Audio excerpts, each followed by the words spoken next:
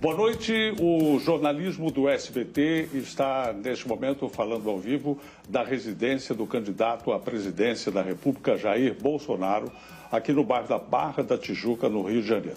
Boa noite, candidato. Boa noite. Obrigado pela oportunidade. Obrigado. Se a pesquisa do Ibope estiver correta e não houver nenhuma reviravolta, é muito grande a chance do senhor ser o novo presidente da República do Brasil nesses próximos dias. Eu queria saber se o senhor já tem o seu ministério composto, quantos serão os ministérios e que nomes o senhor já escolheu. Pretendemos ter um ministério bastante enxuto, com aproximadamente 15 nomes, e definimos 3 até o momento. É o senhor Paulo Guedes na Economia, o Onyx Lorenzoni na Casa Civil e o general Heleno na Defesa. O seu vice, o general Mourão, andou dando aí umas declarações polêmicas. Ele vai ter voz ativa e papel no governo? Olha, é uma pessoa bastante preparada, culta, é um patriota, é um homem que respira Brasil.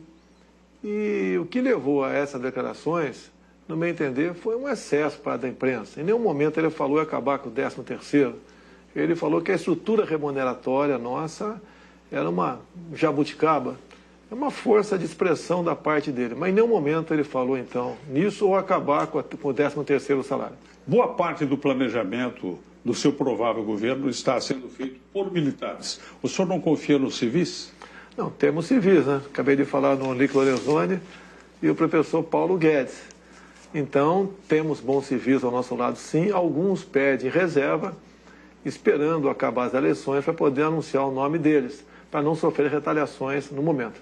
Temos nomes que vão surpreender positivamente a sociedade, com toda certeza. Ou seja, o seu será não um governo militar, mas de militares, é isso? Olha, eu não sei por que o preconceito para com os militares. Os governos anteriores tinham lá terroristas, pessoas da pior estirpe. Em nenhum momento nós questionamos isso daí. Agora, os militares que, porventura, comporão o meu governo, não é por serem militares, e sim por sua capacidade de poder, naquela área, naquele ministério, fazer um bom trabalho. Você pode ver o nome que está sendo cogitado para a ciência e tecnologia, é de um coronel da aeronáutica, Marcos Pontes, é o nosso astronauta. É um homem que tem um profundo conhecimento em ciência, tecnologia, e tem trabalhos prestados no Brasil, fora do Brasil, na NASA. Tá certo. Um homem realmente que tem tudo para ocupar esse ministério e, com iniciativa, fazer um bom trabalho. O senhor tem batido muito na tecla da insegurança pública, que de fato é algo que preocupa muito o Brasil hoje. Sim. E o senhor falou ontem que gostaria que o país voltasse a ser como há 40, 50 anos em termos de segurança. Só que o Brasil é outro hoje. O crime ocupa até territórios dentro do país. A polícia está na defensiva.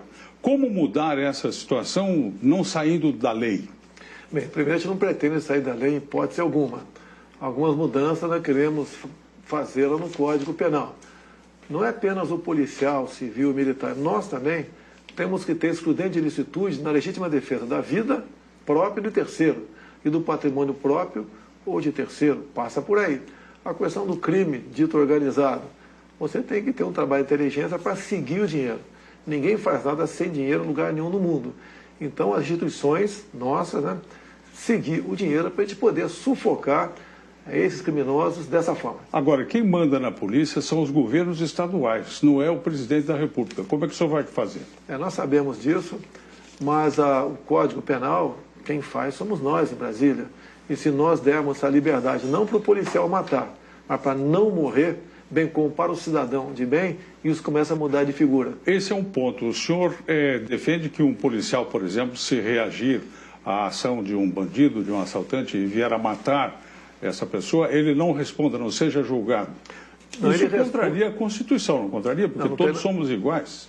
Não, mas não pode dizer que é igual um policial e um bandido. Aí um está à margem da lei, outro não. Agora, o policial, hoje em dia, ele tem que esperar o bandido atirar para reagir. Isso não pode continuar acontecendo, por isso nós queremos mexer no Código Penal. Para exatamente, como em países desenvolvidos, um elemento portando uma arma de guerra, ele passa a ser um alvo do agente da lei. E tem que ser dessa forma. O senhor poderá indicar pelo menos 2 ministros para o Supremo Tribunal Federal. Fosse isso hoje, quem o senhor indicaria? Eu indicaria alguém do perfil do juiz Sérgio Moro. Eu acho Quando se fala em Sérgio Moro, eu me coloco numa situação muito parecida com a dele no tocante à liberdade. Quem mais além dele? Nós não temos liberdade para ir na padaria mais sozinho. Então o trabalho que o Moro fez tem que ser reconhecido por parte de um governo sério. Um outro nome? Não, falei do perfil do Sérgio Moro, tá certo? O senhor vai interferir na autonomia da Polícia Federal? Não, tem que dar autonomia para ela e meios para poder trabalhar. Ela tem que, aqueles pequenos senões de alguma politização da Polícia Federal tem que deixar existir. Acredito que ela tem que ter meios para exercer o teu trabalho. E assim sendo, reforçá-la e fazer o máximo possível para que ela realmente continue dando satisfação à sociedade. Outro ponto importantíssimo é a questão da economia que o senhor confiou ao economista Paulo Guedes. Mas o fato é assim, independentemente de planejamento, quando o senhor assumir, haverá quase 13 milhões de brasileiros desempregados esperando uma resposta imediata. O que o senhor vai fazer? Bem, não tem resposta imediata, não tem cavalo de pau. O que eu tenho conversado com ele, eu levo sugestões e ele que decide. E, afinal de contas, ele é um homem que entende desse assunto e é de confiança nossa. Nós temos que facilitar a vida de quem produz. Como diz o linguajar popular, temos que tirar o Estado do cangote de quem realmente está em emprego. Como é que o senhor vai lidar com a reforma da Previdência? Nós vamos fazer a nossa reforma, essa que está aí, eu vejo dificilmente ela vai ser aprovada. Não podemos adotar a velha prática de remendo novo em calça velha. Não podemos penalizar, por exemplo, quem já tem direito adquirido. O próprio servidor público já sofreu 2 reformas previdenciárias. Podemos mexer alguma coisa? Sim, temos ideias propostas nesse sentido, mas ninguém será penalizado. O senhor terá coragem de mexer com a Previdência dos militares, por exemplo? Olha, quando se fala em presos militares, ela é diferente dos outros. Nós não temos hora extra, fundo de garantia, direito à greve, repouso remunerado, nada além disso aí. Ao longo de 30 anos de carreira, na verdade, o militar trabalha 45 anos.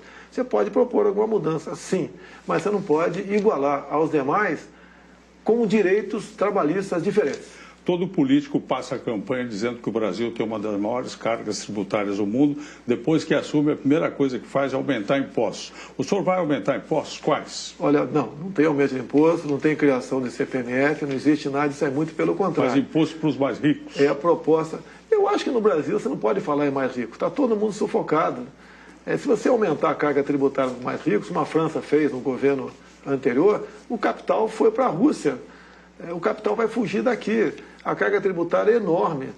Quase tudo é progressivo no Brasil. O senhor vai fazer um governo estatista ou vai privatizar? Não, nós vamos partir para privatizações. As 50 estatais feitas pelo último governo do PT, essa quase que de imediato. O que não é privatizável? É o que eu chamo de estratégico, né? O estratégico você pode até falar em alguns modelos. É difícil me convencer. Tá? Eu não sou, deixar bem claro, estatizante.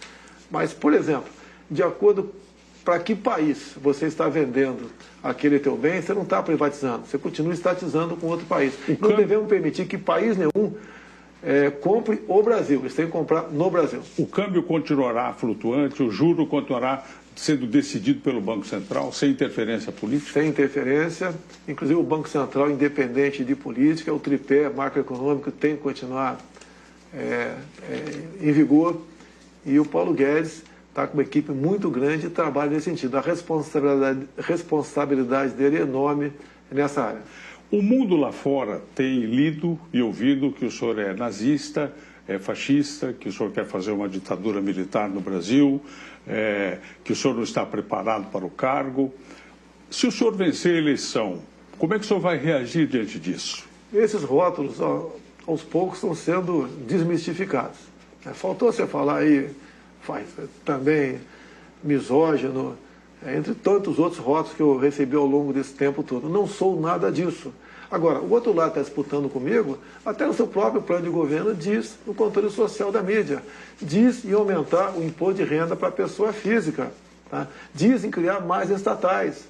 Tá? Então, o outro lado é completamente oposto do meu. Esse rótulo também tem estatizante porque eu sou militar e o período militar foi, sim, muito estatizante. Agora, por outro lado, quem faria uma Itaipu binacional se não fosse o Estado naquele momento? Então, nós vamos, sim, partir de uma política de privatização com responsabilidade que não só o sistema financeiro, bem como os brasileiros vão se orgulhar dessa nossa proposta. Muito obrigado. Passou depressa o nosso tempo. nós entrevistamos ao vivo aqui do Rio de Janeiro o candidato à presidência da República, Jair Bolsonaro.